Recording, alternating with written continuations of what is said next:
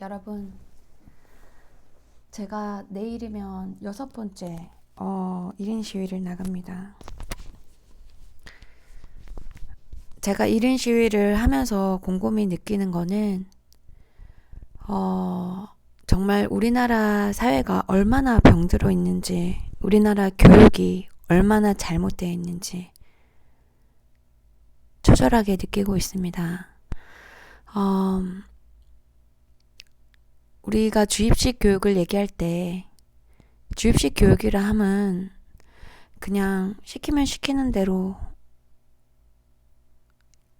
일방적으로 들어야 되고 또 외워야 되고 또 수능이라는 수학능력 평가라는 단편적인 시험에 점수를 획득하기 위해서는 본인이 아주 그 critical thinking을 가지고 비판적으로 사고하기보다는 그냥 무작정 기존의 그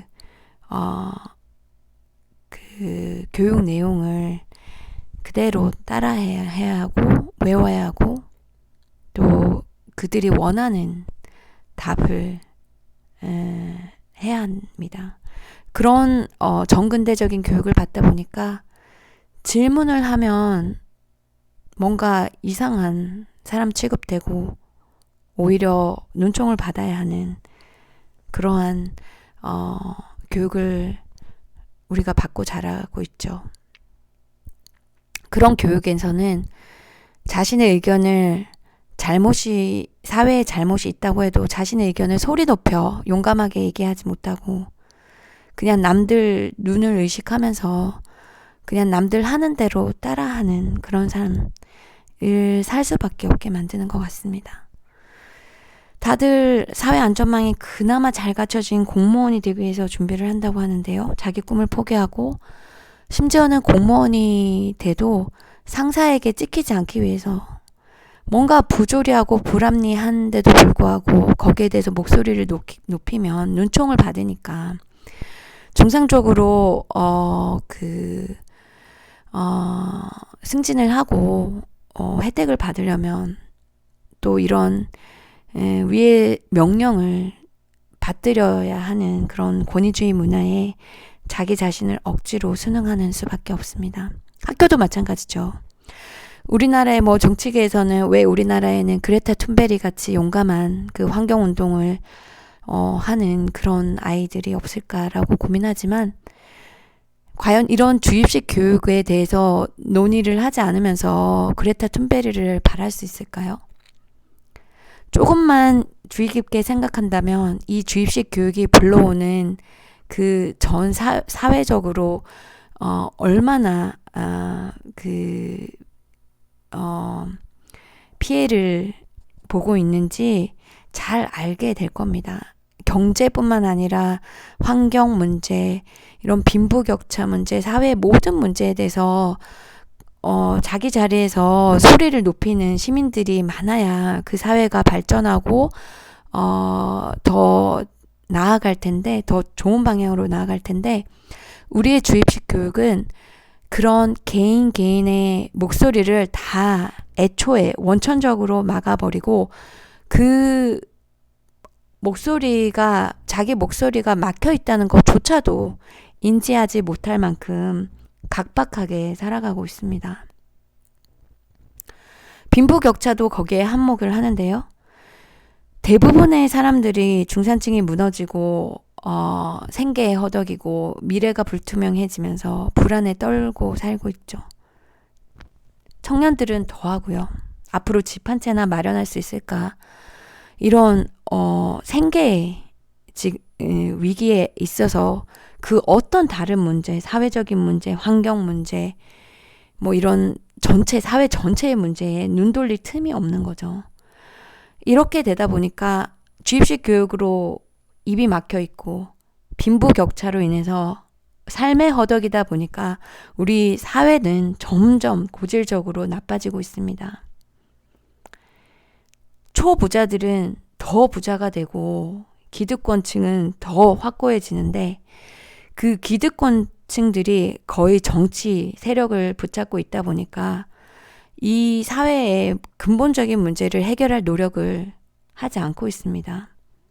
왜냐하면 사람들의 목소리를 막아야지 기득권을 더 확고하게 지킬 수 있기 때문이죠. 왜냐하면 소수의 그들에게는 잘 돌아가는 사회이니까요. 미세먼지가 아무리 심해도 해외 공기 좋은 데 나가서 몇 달 있다가 들어오면 되고, 주입식 교육이 아무리 정근대적이고 개인의 개성과 자존감을 말살한다고 해도 외국에 유학 보내면 그뿐이니까요. 미세먼지가 얼마나 나쁘냐면은 미세먼지를 맡은 아이 중에 7살 아이가 치매가 걸렸다고 합니다. 초미세먼지 같은 경우는 머리카락의 그 대각선 길이보다 작다고 하네요. 눈에 보이지도 않을 뿐만 아니라 초미세먼지를 마시면 두뇌나 핏줄에 들어가서 몸 밖으로 배출되지도 않는다고 합니다. 아무리 건강한 사람도 6년 안에 암이 걸릴 수 있게 만드는 이유가 거기에 있습니다. 그리고 폐나 심장이 나쁘거나 몸이 연약한 사람들, 어린아이들, 노약자들은 미세먼지로 인해서 조기 사망하는 경우가 지금 엄청나게 심하게 발생되고 있습니다. 3년 동안 질병관리청의 자료에 의하면 6만 4천 명이 훨씬 넘는 우리나라 인구가 미세먼지로 인해서 조기 사망했다고 나와 있습니다. 이런 끔찍한 재난 상황에도 불구하고 이 정부는 최선을 다하고 있지 않습니다. 제가 미국에서 살다가 작년에 돌아와서 미세먼지에 대한 충격을 받고, 저는 그때는 정부를 욕하지 않았습니다. 환경단체도 욕하지 않았습니다. 제가 스스로 나도 시민으로서 자료를 찾고 자료를 전달하고 또 봉사활동까지 시작했습니다. 봉사활동 시작한 지 1년 6개월이 넘어갑니다. 그러나 제가 지금 왜 이제는 새로운 정당이 필요하다고 주장하냐면, 이 현 정권은 미세먼지를 해결할 의지도 역량도 없습니다. 만 걸음씩 뛰어야 미세먼지는 해결할 수 있습니다. 그렇게 간단한 문제가 아닙니다. 중국하고의 협조도 엄청나게 필요합니다. 10걸음씩 뛰면서 미세먼지 해결한다고 하는 건 어불성설입니다. 최선을 다해야 합니다. 우리 5천만 국민의 건강만큼 더 우선시 되어야 할 문제가 그 어디에도 없습니다. 건강해야 다른 걸 할 수 있습니다. 미세먼지가 심한 지역에 그 중국과 미국이 공동 조사를 했습니다. 미세먼지 심한 지역과 심하지 않은 지역의 어린아이들을 조사하니까 미세먼지의 심한 지역의 아이들이 20%나 학습 능력이 저하됐다고 합니다. 이런 상황을 우리나라 학부모님들이 아실까요? 이런 미세먼지에 대한 교육은 거의 TV에서 아예 거론되고 있지도 않은 것 같습니다. 그런데 TV를 틀면 정치인들이 서로 자기 이권을 차지하기 위해서, 권력을 차지하기 위해서 싸우는 것만 보입니다. 그래서 정치에 대해서 관심을 갖기보다는 혐오하면서 채널을 돌려버리곤 하죠. 그런데 다른 채널에 가면 또 아무 생각 없이 그냥 멍하게 바라보는 오락 프로그램만으로 가득 차 있습니다. 정말 시민들의 시민의식을 높이고 비판의식을 높이고 우리가 당면하고 있는 문제를 함께 브레인스토밍하고 함께 풀어나가야 할 그러한 교육적인 그런 공론화시키는 토론 프로그램은 거의 찾아볼 수 없습니다. 왜 그런지 모르겠어요. 그게 기득권 유지에 이루어서인가요? 방송국도 돈을 벌어야 하니까 그런가요? 그 이유는 모르겠습니다. 하지만 어쨌든 교육의 부재와 이런 주입식 교육과 빈부격차 때문에 지금 환경 문제는 도외시되고 있고, 지금 현재 부산시장, 서울시장으로 나온다는 후보들의 얘기를 들어보면 그들은 환경 문제, 주입식 교육, 빈부격차에 대해서 전혀 언급하고 있지 않습니다. 저는 그 사태에 대해서 너무너무 심각하고 답답해서 1인 시위를 시작했습니다. 저 혼자만을 위해서 1인 시위를 시작한 게 아닙니다. 물론 제 아들은 내일 군대를 갑니다. 어디로 발령될지 모르고 바깥에서 훈련을 받으면서 이 더러운 독성 미세먼지를 다 맡아야 된다는 걸 생각하면 제 가슴에서 피눈물이 흐르고 있습니다. 엄마로서 우리 아들을, 하나밖에 없는 아들을 지켜주지 못한다는 그 절망감 때문에 매일매일 가슴이 타들어갑니다. 그러나 저는 제 아들 하나만을 위해서 1인 시위를 하는 게 아닙니다. 우리 5천만 대한민국 인구 모든 사람을 위해서 1인 시위를 합니다. 그리고 1,000만 명 가까이 되는 아기들부터 고등학생까지의 이 어린 친구들, 어린 아이들, 그리고 제 학생들을 대신해서 1인 시위를 하고 있습니다. 이들의 삶을 매일매일 황폐화시키고 생지옥으로 넣는 주입식 교육, 그리고 기업에서는 뽑을 인재가 없다고 하고 수능을 만든, 수학 능력 평가를 만든 평가단, 최초의 평가단 하신 분까지도 수능을 폐기해야 된다고 생각합니다. 그분이 수학 능력 평가가 오히려 우리나라의 아이들의 교육을 해치고 있다고 주장합니다. 그런데도 불구하고 이 주입식 교육을 꾸역꾸역 우리가 참고 하는 이유가 뭡니까? 당장 한국만 벗어나서 다른 나라 사람들하고 얘기를 해보세요. 이 교육은 분명히 비정상적이고 미친 교육이라는 걸 여러분들이 바로바로 알 수 있습니다. 이렇게 학부모와 아이들이 모두 고통받는 주입식 교육을 언제까지 계속하고 왜 정치인들은 이거에 대해서 소리 높이지 않습니까?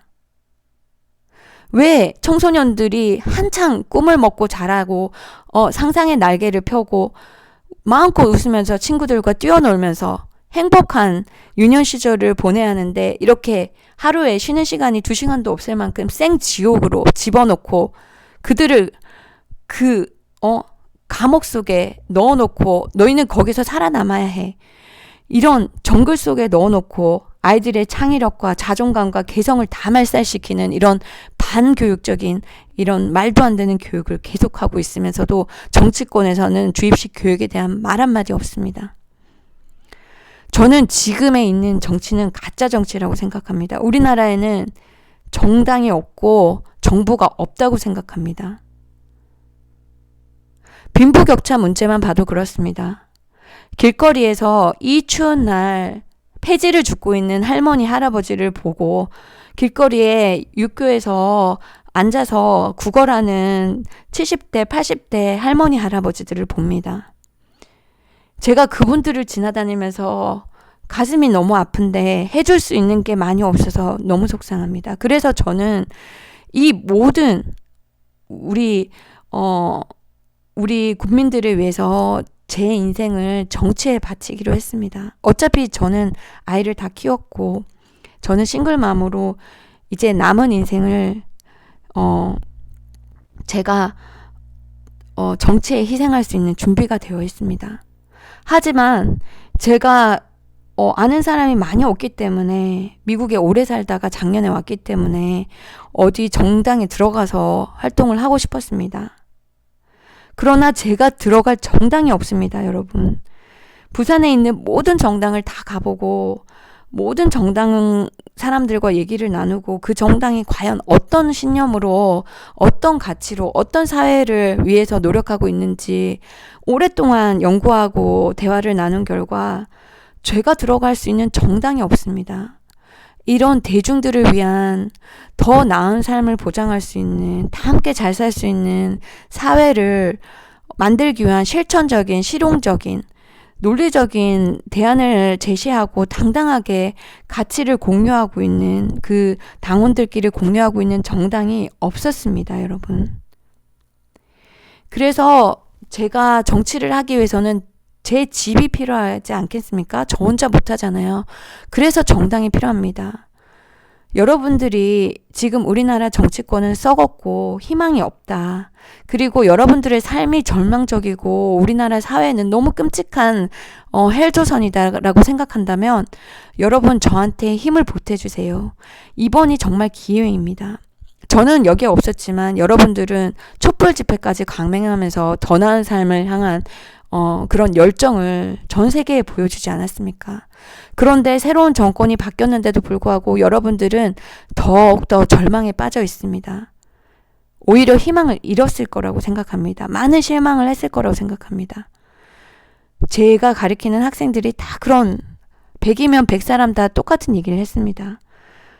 이제는 어느 정당도 믿을 수 없고 희망이 없다고 더 희망을 잃어가고 있는 것 같습니다. 그러나 우리가 희망을 잃으면 정말 살아갈 의지가 생기지 않고 그렇게 되면 안 그래도 높은 전 세계 1위의 그 자살률을 더 높일 수밖에 없게 될 겁니다. 여러분, 세상은 저는 처음에는 단 2가지만 존재한다고 생각했습니다. 우리나라 같이 그냥 자기가 스스로 알아서 살아남아야 할 야국 강식의 그런 자본주의 사회와 사회 전체를 사회화하다 보니까 다 같이 가난해지고 국가 권력만 배부르게 해서 독재화에 폐해가 된 그런 전체 국가, 실패한 사회주의 국가만 존재하는 줄 알았습니다. 그 어느 누구도 실패한 사회주의 국가를 바라는 사람 없을 겁니다. 그러나 그 어느 누구도 우리나라가 성공한, 잘 사는, 행복한 나라라고 말할 수 없을 겁니다. 그런데 여러분, 제3의 길이 있었습니다. 정말 우연히 그 스웨덴의 사회민주주의 국가에 대해서 알게 됐습니다. 그 스웨덴에 아직도 집권하고 있고 북유럽 국가의 대부분 국가를 집권하고 있는 사회민주당에 대해서 알게 됐습니다. 그 3인당이 추구하는 사회민주주의는 자본주의의 장점은 그대로 유지하면서 사회 전체를 생각하는 좋은 사회 안전망과 복지는 다 함께 누릴 수 있는 그런 제3의 길, 미들웨이라고도 하고 그런 나라를 만들어 놓았더라고요. 여러분들이 그 나라에 대해서 다들 알게 되었으면 좋겠습니다. 왜냐하면 우리나라가 앞으로 다 함께 잘 사는 행복한 나라가 되려면 그 나라를 무조건 따라하자는 소리는 아닙니다. 하지만 그 나라가 만들어 놓은 사회에서 많은 영감을 받을 수 있고 벤치마킹 할 수 있습니다. 그 나라에 대해서 알고 싶으면 스웨덴 정치를 굉장히 쉽게 표현해 놓은 책 3권이 있습니다. 신필균 선생님의 복지국가 스웨덴, 최연혁 스웨덴 정치학 교수님의 우리가 만나야 할 미래, 홍기빈 정치경제학 교수님의 비그포르스 복지국가와 잠정적 유토피아. 이 3책만 읽으면 제가 꿈꾸는 우리 새로운 정당에서 추구하는 사회가 눈앞에 훤히 그려져 있을 겁니다. 그러면 여러분들도 가슴이 뛸 겁니다. 우리도 이렇게 다 함께 잘 사는 사회를 만들 수 있겠다라는 확신이 생길 겁니다. 그리고 그 길이 추상적이고 몽상적인 길이 아니라 정말 구체적으로 실현할 수 있는 실용적이고 논리적인 길이라는 걸 아시게 될 겁니다. 그리고 부자들한테도 좋은 강한 사회를 만들 수 있고 아주 가난한 사람들한테도 살만한 사회가 될 것이며 어느 누구라도 노력하면 부자가 될 수 있고 또 그러나 그 과정에서 한 번씩 좌절하고 실패한다고 해도 다시 일어서게 그리고 비참하게 살지 않아도 될 만큼 다 함께 잘 사는 사회를 우리는 얼마든지 이룩할 수 있습니다. 우리나라 사람들은 잠재력이 충분합니다. 제가 미국에 살아보니 우리나라 사람들이 얼마나 똑똑하고 부지런한지 처절하게 느꼈습니다. 우리나라 사람들은 정말 엄청난 잠재력을 가지고 있습니다. 다만 이 주입식 교육 그리고 이런 끔찍한 빈부격차 잘못된 정치로 인해서 그 잠재력이 발휘되지 못하고 있는 상황입니다. 저는 그 잠재력을 발휘될 수 있는 사회로 만들 수 있습니다, 여러분. 그리고 저 혼자서 하지 못합니다. 저랑 함께할 여러 동료들이 필요합니다. 여러분들 지금 삶이 너무너무 억울하고 힘들고, 그리고 여러분들 삶이 편할지라도 여러분들이 정의감에 넘쳐서 이 사회를 더 멋진 사회로 만들고 깨끗한 공기 마시고 깨끗한 환경에서 지속 가능한 우리 더 이상 지구 환경을 해치지 않고 환경도 보호하면서 다 함께 잘 살 수 있는 우리 미래 세대를 생각하는 그런 정치를 하고 싶은 사람들은 과감하게 저한테 와주세요. 저를 믿고 따라주세요. 저는 한번 시작하면 끝장을 보아야 되는 성격입니다. 그래서 저는 절대로 포기할 일이 없고 여러분들 배신할 일이 없고요. 제가 죽는 그날까지 우리 그 사회민주당, 한국의 3인당을 끝까지 100년, 200년 동안 정당 이름을 바꾸지 않고 그 어떤 정당과도 그냥 단순히 권력을 잡기 위해서 가치와 신념을 포기하면서 기회주의적으로 이쪽 저쪽 옮겨 다니는 그런 인물 중심주의적인 정당, 그런 가짜 정당은 절대 되지 않도록 노력할 것입니다. 정당이라 함은 모든 당원들이 동등해야 하고 정당 안에서의 민주주의가 이루어지지 않으면 절대 전체 국가의 민주주의를 이룰 수 없습니다.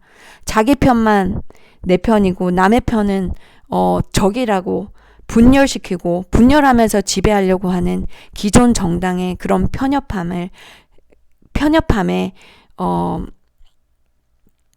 구토를 느낀다면 여러분, 저희가 진정한 정당을 만들어야 합니다. 우리가 정당이 정권을 잡으면 우리 국민 모두를 보듬어 주어야 합니다. 국민을 분열시켜서 지배하려고 하는 정당은 올바른 정당이 아닙니다, 여러분. 그래서 우리 모든 국민들을 위해서 어떤 특수 계층이 아니라 우리 모든 대중들을 위해서 대안을 제시할 수 있고 실천할 수 있는 그런 실용적인 정책을 과감하게 밀어붙일 수 있는 정당을 꼭 함께 만들었으면 합니다. 그러면 제가 또 말이 길어지기 전에 방송을 마치도록 하고요. 저를 찾으려면 댓글에 남겨주시거나 제 카톡 아이디로 연락 주시기 바랍니다. 그 바로 전에 방송에 카톡 아이디 남겨놨으니까요. 여러분들 꼭 조만간에 만나 뵙기를 바랍니다. 감사합니다.